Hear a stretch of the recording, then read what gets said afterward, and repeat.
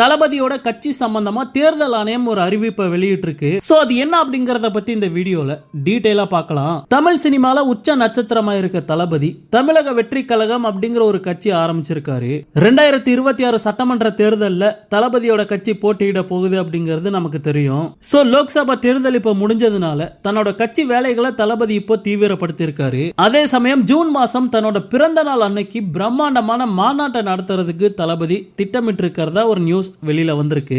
இந்த பிரம்மாண்டமான மாநாட்டை மதுரையில நடத்துறதுக்கும் பிளான் பண்ணிருக்காங்க.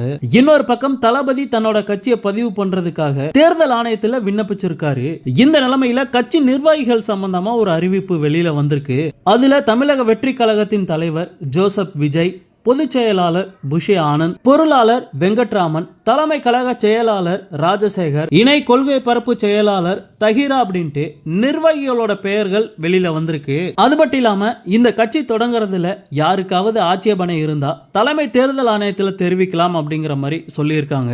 பொதுவா ஒரு கட்சியை தேர்தல் ஆணையத்துல பதிவு பண்ணும்போது அந்த கட்சியோட பேரை பொது அறிவிப்பா வெளியிட்டு யாருக்காவது ஆட்சேபனை இருந்தா தெரிவிக்கலாம் அப்படிங்கிற மாதிரி தேர்தல் ஆணையம் கேட்பாங்க.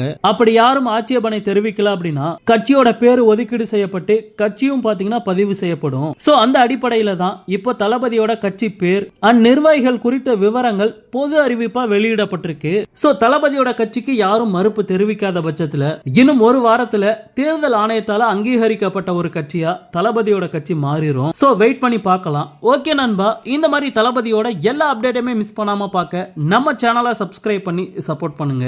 தேங்க்யூ.